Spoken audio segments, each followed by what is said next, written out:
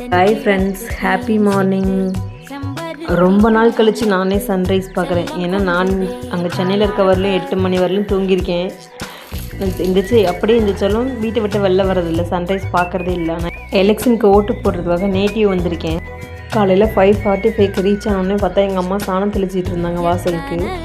அதுக்கப்புறம் நான் கொஞ்சம் நேரம் படுத்துருந்துட்டு அப்புறம் பால் வாங்கணும், பசிக்கிற மாதிரி இருக்குது, போய் டீ வச்சு குடிக்கணுன்றதுக்காக பால் வாங்கிறதுக்காக நானும் என் பையனும் கிளம்பிட்டோம். அவனுக்கு எங்கள் அம்மா வீட்டுக்கு வந்தாலே ஒரே ஜாலியாக சுற்றலாம் அப்படின்னு சொல்லி பிளான் பண்ணிப்போம். உடனே நீ வர வேண்டாம், நானே போய் பால் வாங்கிட்டு வரேன்லாம் சொல்லிட்டு இருந்தான். சரி, நான் தான் தனியாக விடக்கூடாது அப்படின்றதுக்காக கூட போகணுன்னா கூட போயிட்டு அப்படியே தண்ணியெல்லாம் பிடிச்சிட்டு வந்தேன். நல்ல தண்ணி எங்கள் வீட்டுக்கு பக்கம் வராது, அதனால நல்ல தண்ணி பிடிக்கணும்னா காமன் பைப்புக்கு தான் போகணும். அது ரொம்ப தூரம் போகணுன்றனால வண்டி எடுத்துகிட்டு போயிட்டு தண்ணி பிடிச்சிட்டு அவங்க கூட சேர்ந்து பாலும் வாங்கிட்டு வந்தோம்.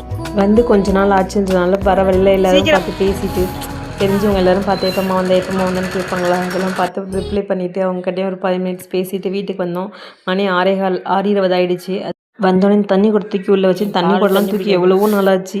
அதுக்கப்புறம் செடியில் பார்த்தா மல்லிகைப்பூ பூத்துருந்துச்சு. குண்டு மல்லி அப்புறமா அடுக்கு மல்லி ரெண்டுமே பூத்துருந்துச்சு. அதை மிக்ஸ் பண்ணி பறித்து அப்புறம் எங்கள் அப்பாவோட ஃபோட்டோக்கு அதெல்லாம் வச்சேன்.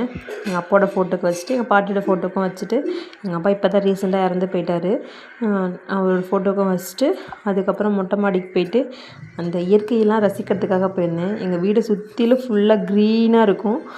பார்த்திங்களா, தெரியும் உங்களுக்கு, எல்லா பக்கமும் ஃபுல்லாக க்ரீனாக தான் இருக்கும்.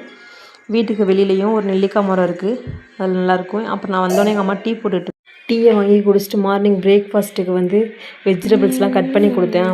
எங்கள் அம்மா கருவேப்பிலை பறிச்சுட்டு சொன்னாங்க, அதையும் பறிச்சுட்டு வந்து வாஷ் பண்ணிட்டு கொடுத்தேன்.